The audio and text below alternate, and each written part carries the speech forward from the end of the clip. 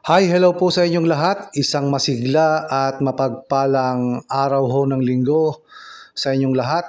Kamusta na ho kayo? Sana ho ay nasa mabuti kayong kalagayan. Saan man ho kayo naroon. Nagbabalik pong muli ang Eric's Vlog para po sa isa na naman hong makabuluhang video ngayong araw ho na ito. Bago po ang lahat ay nagpapasalamat po ako sa lahat ng patuloy na nanonood ng aking mga ina-upload na video at sa lahat ho ng nagsusubscribe sa aking YouTube channel na Eric's Vlog. At para ho sa video ngayong araw ho na ito, tayo naman ho ay dumako sa silangang bahagi ho ng Metro Manila at ito ho ay ang City of Marikina. So meron ho tayong pag-uusapan ho dito tungkol sa usaping politika.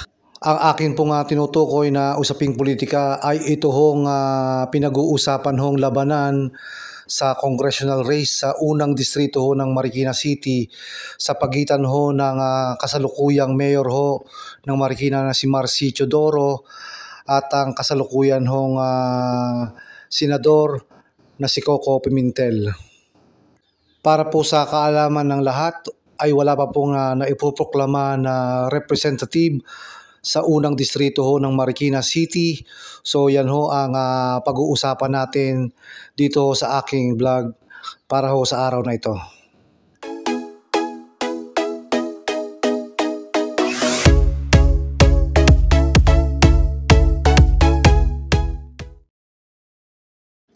Nagbabalik pong muli ang Eric's Vlog. Ang City of Marikina ho ay nahahati sa dalawang legislative district. Ito ho ay ang unang distrito ng Marikina at ang sumunod ho ay ang ikalawang distrito ho ng City of Marikina. Ang mga barangay ho sa unang distrito ng City of Marikina ay ang Barangay Barangka, Kalumpang, Industrial Valley Complex, Jesus de la Peña, Malanday, San Roque, Santa Elena, Santo Niño, and Tanyong. Ang mga barangay naman sa ikalawang distrito ng City of Marikina ay ito ang barangay ng Concepcion 1, Concepcion 2, Fortune, Marikina Heights, Parang, Nangka, at ang barangay ng Tumana. Ayon ho sa ating pananaliksik, ito hong si Marcy Teodoro na kasalukuyan hong mayor ng City of Marikina at ito hong si Senador Coco Pimentel ay nagkasundo ho na sila ay tatakbo sa election 2025 sa magkaibang distrito. Itong si Coco Pimentel ay tatakbo sa unang distrito samantalang itong si Mayor Marcy Teodoro ay tatakbo naman sa ikalawang distrito ng Marikina City. So yan ho ang ayon ho sa balita ay nagkasundo ho ang dalawa hong yan bago pa ho mag-file ng Certificate of Candidacy noon hong nakaraang taon, October 2024. Ayon din ho sa balita ay bigla hong nagulat itong si Senator Coco Pimentel dahil ho ang napagkasunduan ho nila ng mayor ho na si Marcy Teodoro ay hindi ho nangyari sapagkat ito hong kasalukuyang mayor ho ng City of Marikina ni si Marcy Teodoro ay nag-file ho ng Certificate of Candidacy sa unang distrito ho ng City of Marikina. At pagkatapos ho mag-file ng Certificate of Candidacy ng lahat ho ng kakandidato para sa May 2025 election ay nagpetisyon ho itong si Senator Coco Pimentel dito ho sa Certificate of Candidacy ni Marcy Teodoro, ang kasalukuyan hong mayor ng Marikina City, sapagkat meron hong nakita na dalawang dokumento ho na ang legal residence ho na nakalagay ho sa COC ni Mayor Marcy Teodoro ay naka-address ho sa Barangay Tumana. Ang Barangay Tumana, City of Marikina ay nasasakop ho sa ikalawang distrito ng City of Marikina. Bagay na hindi akma doon ho sa tatakbuhang district ng kasalukuyang mayor ho na si Marcy Teodoro, kaya ito ho ay pinitisyon sa COMELEC. At noon ho nga December 11, 2024 ay kinansela ho ng COMELEC ang Certificate of Candidacy ng tumatakbo hong kongresista sa 1st District of Marikina na si Marcy Teodoro dahil ho nagkaroon ng material misrepresentation ho doon sa Certificate of Candidacy ni Marcy Teodoro at sinasabi ho doon na bigo hong mapatunayan ni Marcy Teodoro na siya ay residente ho ng 1st District City of Marikina. Ayon ho sa ulat, ang ginamit hong address ni Marcy Teodoro doon ho sa kanyang Certificate of Candidacy ay doon po sa temporary residence ho niya sa Tumana na kung saan ito ho ay bahagi ng 2nd District. Ayon ho kay Marcy Teodoro, yun hong legal counsel niya ho ang nag-drop ho ng Certificate of Candidacy kaya napalagay ho yung address doon ho sa Barangay Tumana. Ayon po sa record, ito hong si Mayor Marcy Teodoro ay naging representative na po ng unang distrito ho ng Marikina mula ho noong 2007 hanggang 2016 at siya ho ay nagsimula bilang councilor noong 1992 to 1996 at 1992 to 2001 at naging mayor ho mula 2016 to 2019, 2019 to 2022 at ang last term niya ho ay 2022 to 2025 kaya naman ho siya ay nagpasyang lumaban muli sa congressional seat sa City of Marikina. Ganun pa man ay nagpatuloy ho ang labanan sa congressional seat sa 1st District ng City of Marikina sa pagitan ho ni Mayor Marcy Teodoro at ni Senator Coco Pimentel. At ito ho ang naging resulta ho sa nakaraang halalan nito hong nagdaang May 12, 2025.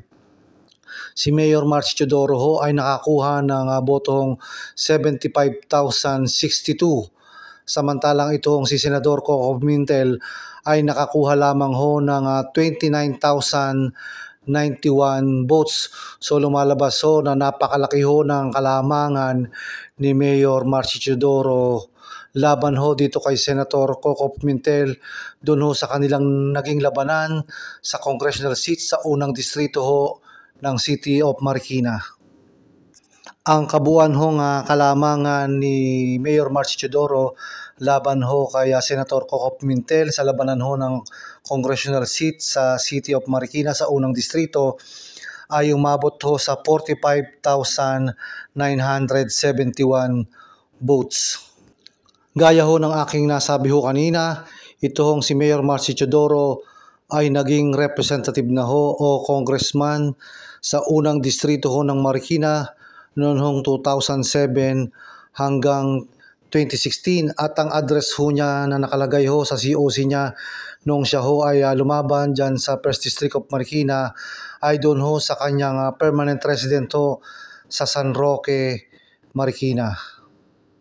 At dahil nga po sa pagkansila ng COMELEC ho sa COC ng tumatakbong kongresista sa unang distrito ho ng Marikina, itong si Mayor Marcy Teodoro. So si Mayor Marcy Teodoro ho ay nag-submit ng mga official documents, identity documents at ang isa ho na sinabit pa ho niya sa COMELEC ay ito hong affidavits ng mga local resident at mga barangay official ho na nagpapatunay na siya ho ay legally na bumalik doon ho sa kanyang unang resident address ho doon sa barangay San Roque na bahagi ho ng unang distrito ng City of Marikina.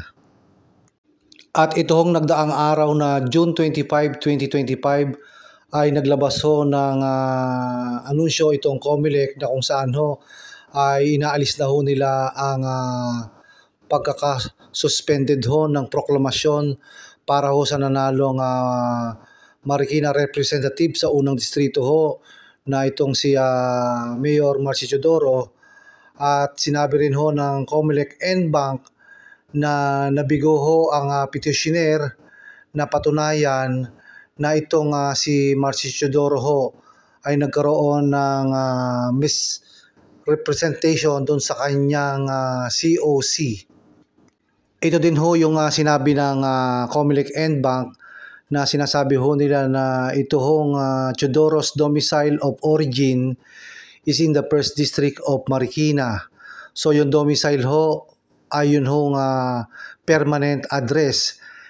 At sinasabi rin ho nila, and even if he previously declared residence in Barangay Tumana, a part of 2nd District, it does not conclusively prove a change in domicile. So yun ho, domicile, ito ho yung tinutukoy na permanent home o permanent address. So na kung saan ho, ang tinutukoy ho dyan ay yung resident address ho niya sa Barangay San Roque na bahagi ho ng unang distrito ng City of Marikina. At dyan din ho sa address na yan, siya ho ay naging 3 terms representative ho ng unang district ng City of Marikina. So ayun ho, itong si Mayor Marcy Teodoro ho ay nakatakda na hong iproklama bilang nanalong congressman ho dyan sa City of Marikina sa unang distrito. At ayon ho sa Comelec, siya ho ay maipoproklama pagkalipas ho ng 5 araw. So malalaman ho natin yung balita ho na yan na kung saan ho ay maipoproklama na rin ho sa wakas itong si Congressman-elect ng unang distrito ng City of Marikina, itong si Marcy Teodoro. So hanggang dito na lang po muna ang ating video ngayong araw po na ito. Isang masigla at mapagpalang araw po sa inyong lahat. At doon po sa mga hindi pa po nagsusubscribe, pasuyo na lang po pasubscribe para ma-update po kayo o ma-notify po kayo sa aking mga video po na i-upload dito sa aking YouTube channel na Eric's Vlog. Maraming salamat po sa inyong patuloy na panonood.